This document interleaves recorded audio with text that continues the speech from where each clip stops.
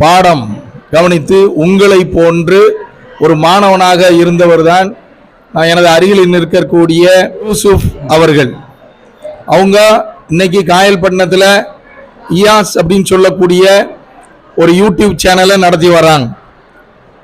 அவங்களுடைய நண்பர்கள் அந்த 29 வருஷத்துக்கு முன்னாடி அவங்க கூட படித்த நண்பர்களினுடைய வேண்டுகோளின்படி எல்லா ஃப்ரெண்ட்ஸும் சொல்றாங்க, இன்னைக்கு டீச்சர்ஸ் டே, நீங்க டீச்சர்ஸை விஷ் பண்ணிட்டு மாணவர்களோடு மாணவர்களாக இருந்து ஒரு வீடியோ எடுத்து அதை அப்லோட் பண்ணுங்க அப்படின்னு அவங்களுடைய ஃப்ரெண்ட்ஸ் எல்லாம் கேட்டிருக்கிறாங்க.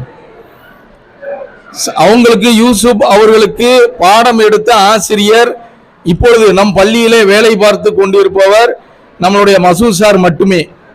அதனால சார் வகுப்பு எடுத்து அதை அப்படியே வீடியோ ரெக்கார்டிங் பண்ணி அவங்களுடைய நண்பர்களுக்கு அனுப்ப வேண்டும் என்பது அவர்களுடைய ஆசை.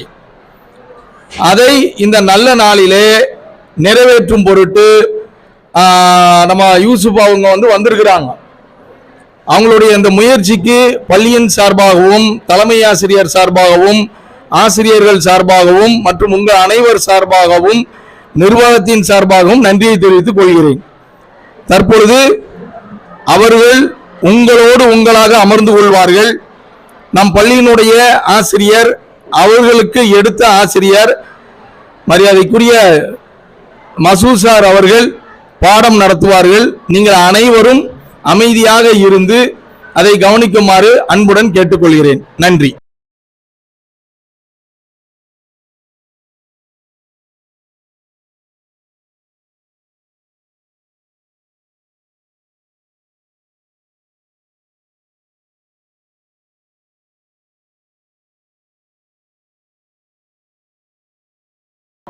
இந்த இனிமையான ஒரு நாள்ல என்னுடைய அன்பிற்குரிய பழைய மாணவர் யூசுப் அவர்களை எப்படி நான் கிட்டத்தட்ட 29 ஆண்டுகளுக்கு முன்னாடி இதே வகுப்பறையில உட்கார்ந்துக்கிட்டு யூசுப் எப்படி சொன்னானே அதே வார்த்தை யூசுப் வாப்பா உள்ள என்று சொல்லி என்ன அவரை வரவேற்று இந்த இடத்தை உட்கார வைத்து நான் ரொம்ப பெருமிதப்படுகிறேன்.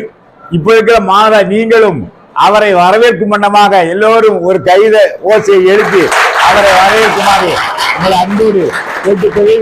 என்னுடைய பழைய மாணவர் யூசுப் கிட்டத்தட்ட 29 ஆண்டுகளுக்கு முன்னாடி நீங்கள் எப்படி இந்த இடத்தில் அமர்ந்திருந்தீர்களோ, எப்படி மகிழ்ச்சியாக இருந்தீர்களோ, அதே போன்று இன்று சந்தோஷமாக பெற்ற தாயை பார்ப்பதை போல பிறந்த நாட்டை பார்க்கவதை போல இந்த வகுப்பை தேடி வந்திருக்கிறார். அவரை வரவேற்று அவரை முகம் பார்த்ததில் நான் மிக்க மகிழ்ச்சி அடைகிறேன். இப்போது என்னுடைய பாடத்தை ஆரம்பித்தேன். அவரும் பாடத்தை கவனிக்கிறார், நீங்களும் கவனிங்கள். நன்றி. இப்ப நம்ம பார்க்க போற பாடம் கலைஞர் கருணாநிதி.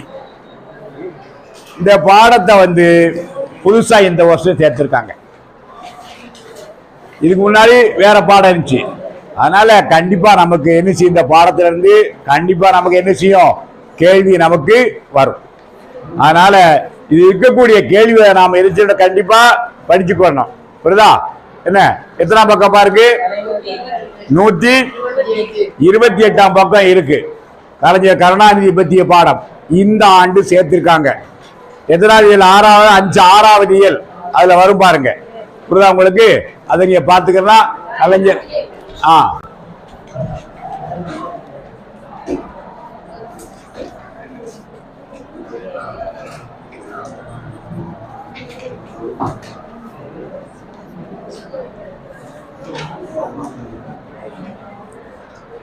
நமக்கு முக்கியமான இப்போ உள்ள சூழ்நிலையில கருணாநிதி நமக்கு என்ன செய்தார், கல்வி வளர்ச்சியை பற்றி அது ஒரு முக்கியமான வீரா நமக்கு கண்டிப்பா கேட்பாங்க.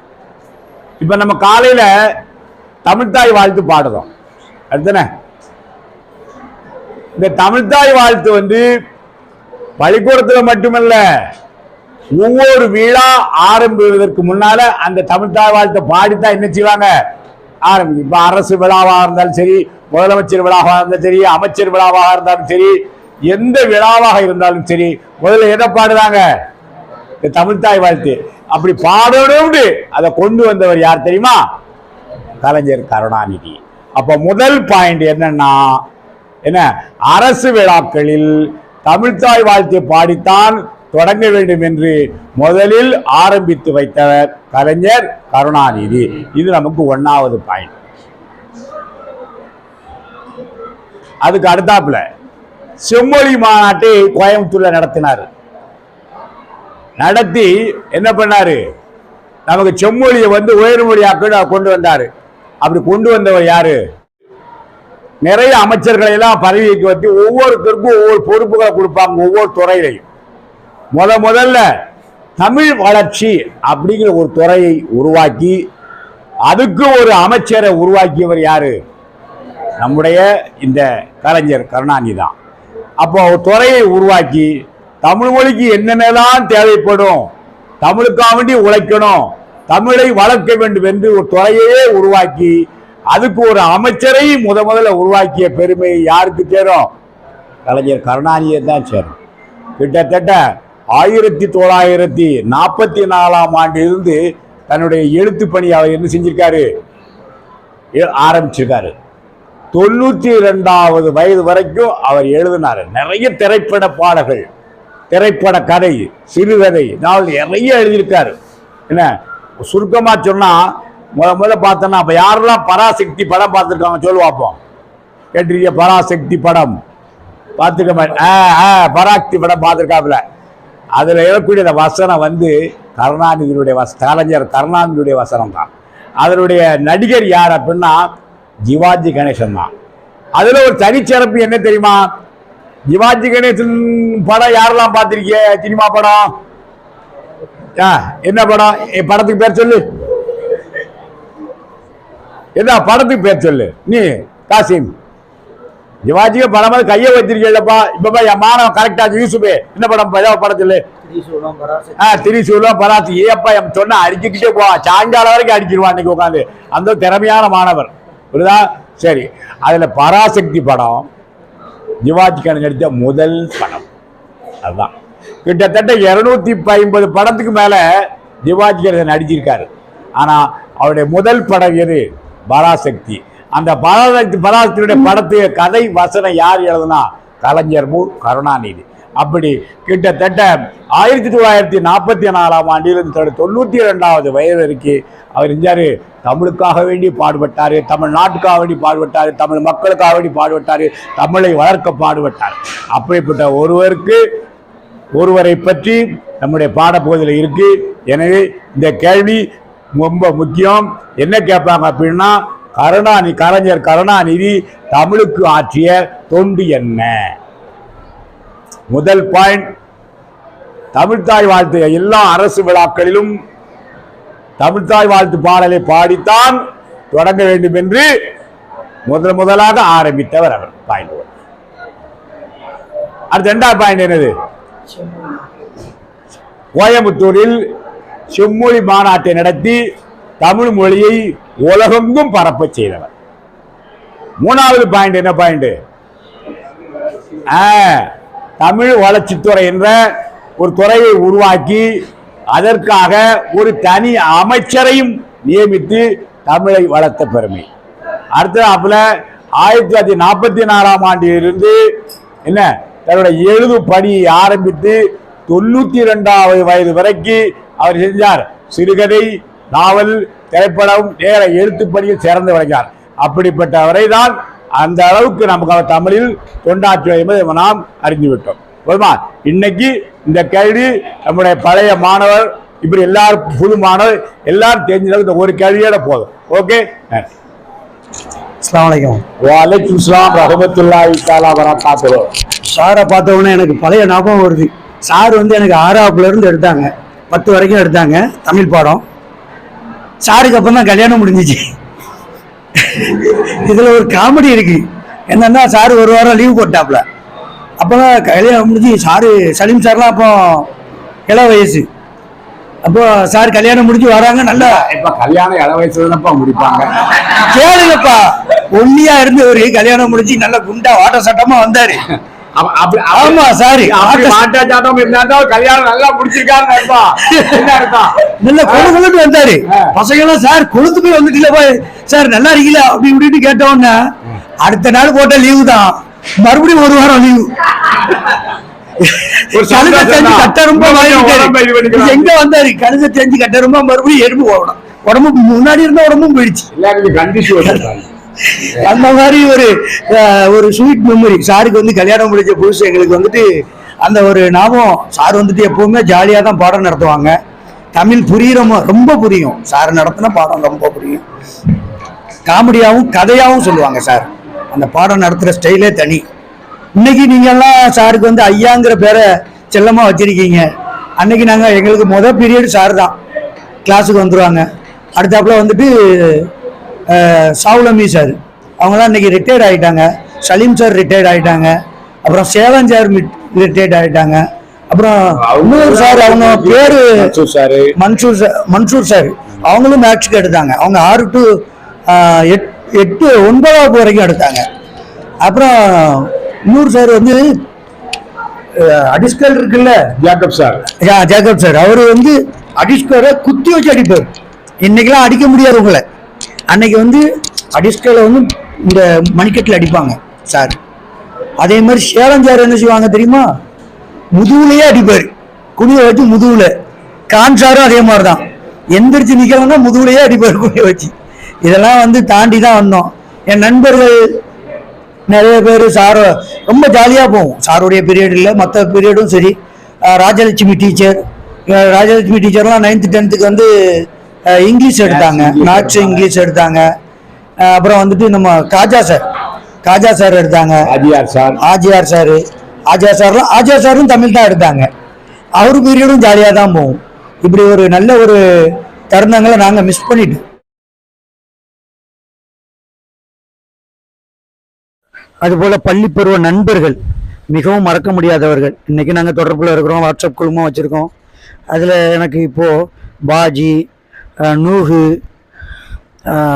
கொலையீடு, சூஃபி, ஷெய்ப்ராஹிம், காதரு, நௌசாத்து காதரு, அப்புறம் கோமாத்துரி இஸ்மாயில் 2 பேர். ஒருத்தன் கட்டை இஸ்மாயில், ஒருத்தன் நெட்டை இஸ்மாயில். 2 பேருமே கோமாசர் தான். சலீம் அல்தாஃப், கலீலு, இஸ்மத்து, சீனிவாசன், மீதி, கண்ணை, ரவி, இப்போ ஊரில் கவுன்சிலராக இருக்கக்கூடிய கதிரவன், நட்ராஜன், குத்துகள் தெரு SMT மௌதும், திமுக சுழுக்கு காக்கா மகன் நூஹு, அபுல் சான், இப்படி சில பேருடைய பேரை நான் இப்போ சொல்லியிருக்கேன். நஷீர், இப்படி ஒரு 80 பேர் 40 பேர் எங்கள் கிளாஸில். நான் C செக்ஷன் படித்தேன். A செக்ஷனுக்கும் சேர்த்து தான் பாடம் எடுப்பாங்க. மொத்தம் அங்கே 40 இங்கே 40, மொத்தம் 80 பேர்கிட்ட ஒன்றா தான் உட்காந்து படிப்போம். நிறைய பேர் மாணவர்களுடைய பேரை நான் இப்போ நான் ஞாபகத்துக்கு வரல, சொல்லலை. இருந்தாலும் நாங்கள் நினைக்கிறோம் நல்ல நண்பர்கள். பள்ளிக்கூட வாழ்க்கை மாதிரி ஒரு நல்ல ஒரு அடிச்சு ஞாபகத்துக்கு வருது. சூழ்நிலை எப்பவுமே கிடைக்காது. நீங்கள் உங்களுக்கு அது புரியும். இன்னைக்கு என் பையன் காலேஜ் படிக்கிறான். இப்போ இன்னைக்கு அவன் சொன்னான், ஸ்கூல் படிக்கும் போது சொன்னான், காலேஜ் போனால் தான் நம்மளுக்கு கொஞ்சம் நிம்மதி, இந்த படிப்புல இருந்தலாம் அப்படின்னு. இன்னைக்கு கேட்டேன்னா ஸ்கூல் லைஃப்பை மிஸ் பண்ணிட்டேனே அப்படிங்கிறான். அது அப்போதான் தெரியும் உங்களுக்கு வந்து இன்னைக்கு நல்லா படிக்கணுங்கிற எண்ணம் மட்டும்தான் இருக்கணும். நல்லா படித்தாதான் நல்ல ஒரு பொசிஷனுக்கு உங்களுக்கு போக முடியும். நல்ல பொசிஷனுக்கு போனால் தான் உங்களால் எல்லாமே உங்களுக்கு நல்லா கிடைக்கும். அதை நீங்கள் மனசில் வச்சுக்கணும். பள்ளி பருவங்கிறது ஒரு இனிமையான பருவம். கட்டடிச்சிட்டு சுற்றுறது, பாடம் படிக்காமல் எங்கேயும் போகிறது, அசால்ட்டாக இருக்கிறதெல்லாம் விட்டுடுங்க. இது 10th ஸ்டாண்டர்டு. இது வந்து உங்களுக்கு ஃபஸ்ட்டு ஹாஃபை உங்களுக்கு நிர்ணயிக்குது. இது வரைக்கும் எப்படியோ வந்திருப்பீங்க கடந்து. எங்களுக்கெல்லாம் முன்னாடி எப்படின்னா நைட்டுலாம் ஸ்டடி இருக்கும். நைட்டுலாம் அந்த சைடு வந்து கீழே அந்த சைடு 2 ரூம் இருக்கும். அங்கே டெய்லி வந்துடணும். டியூஷன், ஃப்ரீ டியூஷனும் உண்டு, கிளாஸு பேமெண்ட் கட்டி எடுக்கிறவங்களும் உண்டு. சார்லாம் இங்கே தான் தங்கியிருந்தாங்க. சலீம் சாரு எல்லாமே இங்கே தான் தங்கியிருந்தாங்க அந்த ரூமில். ஆமாம், இப்போவும் இங்கே தான் தங்கியிருக்காங்களாம். ஆனால் அப்போ வந்து இஸ்மாயில் தான் பியூனாக இருந்தாங்க. அவங்க இப்போ வஃபாத் ஆகிட்டாங்க. என்ன இல்லாஹி ராஜுவும் அவங்களையும் இப்போ ஞாபகம் கூறணும். அவங்க தான் பெல் அடிப்பாங்க. இப்போம்லாம் வந்துச்சு எலக்ட்ரானிக் பெல் வந்துடுச்சு. அப்போ வந்து அந்த கம்பியை தொங்க விட்டுருக்கும், தண்டவாள கம்பியை வந்து அடிப்பாங்க. எதுனா வந்து இன்ஸ்ட்ரக்ஷன் கொடுக்கணுனாலும் அவங்க தான் சார்ட்டை வந்து சொல்லிட்டு போவாங்க. அந்த கிளாஸில் தான் டியூஷன் நடக்கும். டெய்லி வந்தாகணும். ஸ்பெஷல் கிளாஸு எவ்ரி சண்டே நடக்கும். உங்களை மாதிரிலாம் லீவ்லாம் கிடையாது. கண்டிப்பா சண்டேஸ் நடக்கும். ஞாயிற்றுக்கிழமை வந்து வாரம் ஸ்பெஷல் கிளாஸ் உண்டு. 10ஆம் வகுப்பு 11ஆம் வகுப்பு 12ஆம் வகுப்பு மாணவர்களுக்கு நம்ம பள்ளிக்கூடத்துல ஞாயிற்றுக்கிழமை மட்டும்தான் விடுமுறை. ஆமா, மற்ற வெள்ளிக்கிழமை ஸ்கூல்னா அன்னைக்கு ஹாஃப் டே கிளாஸ் உண்டு. இப்பவும் அது நடந்துட்டே அது வந்து ஸ்பெஷல் கிளாஸ் வந்து வெள்ளிக்கிழமையும் உண்டு, ஞாயிற்றுக்கிழமையும் உண்டு. ஸ்கூல் வந்து அப்போ ஹெட் மாஸ்டர் வந்து இப்ராஹிம் சார் சரியான ஸ்ட்ரிக்ட். இன் பண்ணி தான் உள்ள வரணும், இன் பண்ணாம வெளியே வரக்கூடாது. அவர் வெளியே போய் இருந்தாங்க மட்டும்தான் வந்துட்டு வெளியே நிற்க மாட்டாங்க. அவங்க கிளாஸ்ல ஸ்கூல்ல இருந்தாங்கன்னா வாசல்ல தான் நிற்பாங்க. ப்ரேயருக்கு முன்னாடி உள்ள வந்துடணும். ப்ரேயருக்கு அப்புறம் யார் யார் வர்றாங்களோ எல்லாத்துக்கும் பனிஷ்மெண்ட். எல்லா சூழ்நிலைகள் அப்போல்லாம் அடிலாம் பஞ்சமே இருக்காது. பெரம்பு தான், எல்லா சாரும் பெரம்போடு தான் வருவாங்க. பெரம்பு உடஞ்சிரும், அந்தளவுக்கு அடிப்பாங்க. அதெல்லாம் கடந்து தான் வந்திருக்கிறோம். இப்போ நாங்கள் ஃபீல் பண்ணுறோம் இந்த லைஃப் போயிடுச்சே அப்படின்ட்டு. உங்களுக்கும் அந்த ஃபீலிங் வந்து இந்த ஸ்டேஜை முடிச்சு போகும்போது தான் வரும். அதனால நல்ல தமிழ் படிப்பேன். மேத்ஸ் ரொம்ப கஷ்டம். மற்றபடி மேத்ஸில் பாஸ் பண்ணியாச்சா? ஆமாம், பாஸ் பண்ணிட்டேன். 65 மார்க் எடுத்தேன். 65 மார்க். ஆனால் ஒரு விசேஷம் என்ன தெரியுமா, எங்கள் ஹாலில் வந்த சார் வந்து எல்லாரும் சொன்னாங்க ரொம்ப ஸ்ட்ரிக்ட்டு, பிட்டுலாம் அடிக்க விட மாட்டாங்க அப்படின்ட்டு. எங்களுக்கு அவர் மேக்ஸுக்கு வந்திருக்கிறாரு, கரெக்டாக மேக்ஸுக்கு வந்திருக்காரு. என்னுடைய ஹேண்ட் ரைட்டிங் வந்து ரொம்ப சின்னதாக இருக்கும். அப்போலாம் நம்ம அங்கே கே ஸ்கூலில் தான் போய் எழுதுவோம். ஹேண்ட் ரைட்டிங் ரொம்ப சின்னதாக இருக்கும். எல்லோரும் பக்கமாக எழுதுறாங்க. நான் வந்து மேக்ஸை வந்து ஓரளவு புரிஞ்சுட்டு அந்த எக்ஸாம் மட்டும் கொஞ்சம் புரிஞ்சுக்கிட்டு எழுதுவோம் அப்படின்ட்டு 2 பேப்பர் தான் வாங்கினேன். நான் ஃபஸ்ட்டு வந்து லாங் கொஸ்டின்லாம் எழுத சொல்லிட்டாங்க எங்களுக்கு. அப்போ அப்படி தான் மொதல் பேஜில் வந்து பேர், அந்த நம்பரு எல்லாம் எழுதிட்டு 2வதுலேருந்து தான் எழுதுவோம். லாங் கொஸ்டின் ஃபஸ்ட்டு 10 மார்க்கு, அப்புறம் வந்துட்டு 5 மார்க்கு, அப்புறம் தான் 2 மார்க் அப்படி வருவோம். அப்படி இருக்கும்போது நான் 2 இதிலே எழுதிட்டேன். அவர் என்னை பார்த்து இறக்கப்பட்டு, என் பக்கத்தில் வந்து பாரதின்னு பையன், அவன் ஃபஸ்ட் ரேங்க் எடுக்கிற பையன், அவன் பக்கமாக எழுதுறான். திருச்செந்தூர் பையன், முத்துராம பாரதி. ஆமாம், அவன் பக்கத்தில் உட்காந்துருக்கிறான். அவன்கிட்ட சொல்கிறாரு, பாவம்பா 2 பக்கம் தான் எழுதியிருக்கான், நீங்கள் காட்டுறா அப்படின்ட்டு. அவன் காட்டவே இல்லை. பிரச்சனை இல்லை சார், நான் வந்து எழுதிட்டேன் அப்படின்ட்டேன். பிட்டுலாம் அடிக்கலை, பிட்லாம் அடிக்காமல் எழுதி பாஸ் ஆகியாச்சு. அதனால 65 மார்க்கு. மற்றதெல்லாம் நல்ல மார்க்கு தான். ஆனால் நான் வந்து இன்னும் நல்லா படிச்சிருந்தா 351 மார்க் எடுத்திருந்தேன் மொத்தமாக. இன்னும் நல்லா படிச்சிருந்தா, ஏன்னா நான் வந்து 6, 7, 8லலாம் வந்து ஃபஸ்ட்டு செகண்ட் ரேங்க் எடுத்துக்கிட்டு இருந்தேன். அதுக்கப்புறம் 10th கொஞ்சம் கோட்டை விட்டுட்டேன். கொஞ்சம் கோட்டை விட்டதுனால கொஞ்சம் மார்க்கு கொஞ்சம் பிலோ ஆகிடுச்சு. இல்லாட்டினா நல்ல மார்க் எடுத்துருக்கலாம். அதெல்லாம் நான்லாம் நினச்சி ஃபீல் பண்ணியிருக்கிறேன். உங்களுக்கு அந்த நிலமை வந்திருக்கக்கூடாது. நல்ல சார்கள் கிடச்சிருக்காங்க.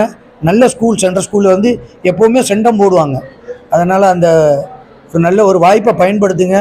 எல்லோரும் வந்துட்டு இன்னும் 2 வருஷம் தான் இருக்குது உங்களுக்கு. இதை முடிச்சுட்டு போயிட்டீங்கன்னா உங்களுக்கு இந்த லைஃப்பும் கிடைக்காது. அதுக்கப்புறம் உங்களுக்கு ஃபுல்லாகவே ஓட்டமாக தான் இருக்கும். காலேஜ் போனால் ஒரு ஹாஃப் டே இருக்கும்.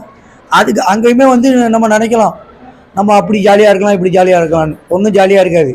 இன்றைக்கி என் மகன் வந்து வீட்டில் சாப்பிட்ட மாதிரி இல்லை அப்படிங்கிறான். ஏன்னா ஜமால் காலேஜில் படிக்கிறான்.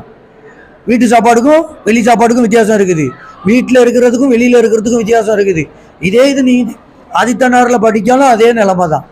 எந்த காலேஜுக்கு போனாலும் உங்களுக்கு வந்து அடுத்த ஸ்டேஜ் மாறும்போது உங்களுக்கு உங்களுடைய எப்படி தட்பவெப்பநிலை பூமியில் மாறுதோ அதே மாதிரி உங்கள் நிலைமையும் மாறிடும்.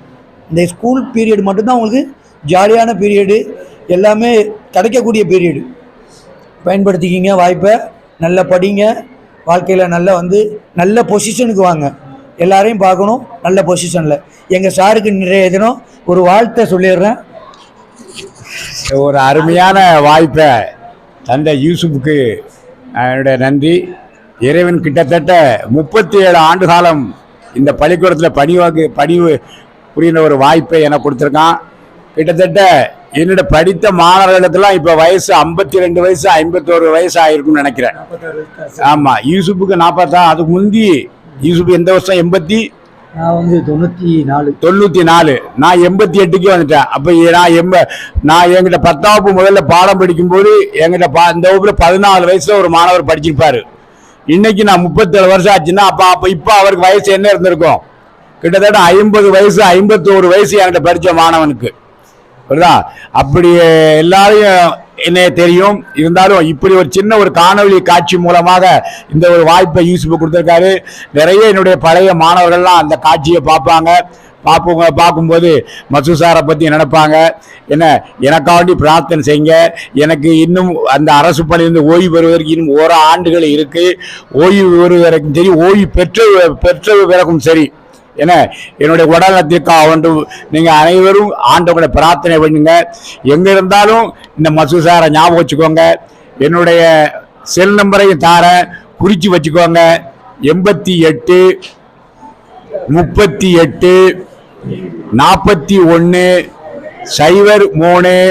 03 என்னுடைய என்னுடைய பழைய மாணவ செல்வங்கள்லாம் என்ன இதை பார்த்தீங்கன்னா தொடர்பு கொள்ளுங்க. நீங்கள் எல்லாரும் பெரிய பெரிய பதிவுகள்லாம் பதிவுகளை இருப்பீங்கன்னு நல்லாக எனக்கு தெரியும். உங்களுக்கும் ஆண்டவர் எல்லா விதமான வாழ்க்கையில் அனைத்து சுகங்களையும் கொடுக்கணும்னு சொல்லி அதனால எனக்கும் நீங்கள் பிரார்த்தனை பண்ணுங்க.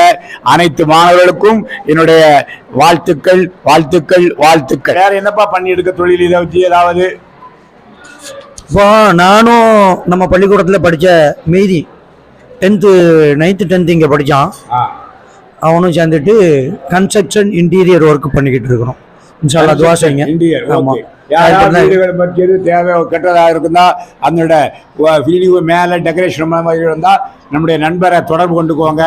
மாணவர் சாரி இப்போ மாணவர் தான் இருந்தாலும் அந்த வயசை பார்த்து வழக்கமாக நண்பர்களை வார்த்தை வந்துட்டு ஏன்னா நம்முடைய மாணவர் தொடர்பு கொள்ளுங்க. வீடு கட்டுற வேலை கன்ஸ்ட்ரக்ஷன் ஒர்க்கு இன்டீரியர் அதான் டெக்கரேஷன் ஒர்க்கு. உங்கள் நம்பர் சொன்னீங்கன்னா எழுதி வச்சுருப்பாங்கல்ல. 93841 எழுதிக்கோங்கப்பா. நம்பர் எழுதிக்கோங்கப்பா. முதல்ல எழுதிக்கோங்க. 93841 841 33 93841 33 945 வீடு கட்டுற வேலை டெக்கரேஷன் வேலை எந்த நாளுமே தொடர்பு கொண்டுங்க. என்ன ஆண்டவன் அவருக்கும் நல்ல ஒரு வாழ்க்கையை தருவானாக, உங்களுக்கும் ஒரு வாழ்க்கை தருவானாக, எனக்கு ஓய்வுக்கு பின்னும் நல்ல வாழ்க்கை தருவா வேண்டிக்கு. என்ன நன்றி வணக்கம். அஸ்ஸலாமு அலைக்கும் வலைக்கும் ஸலாம் ரஹ்மத்துல்லாஹி தஆலா வரகாத்துஹு. இந்த நேரத்தில் மற்ற ஆசிரியர்கள் அனைவர்களுக்கும் மற்றவர்கள்லாம் இப்போ பார்க்க முடியல. மற்ற ஆசிரியர்கள்லாம் ஏன்னா அவங்கெல்லாம் ஓய்வு பெற்று போயிட்டாங்க. இந்த வருஷம் சாரும் ரிட்டையர்ட் ஆகுறாங்க. அதனால் சாரை வச்சு ப்ரோக்ராம் பண்ணிட்டோம்.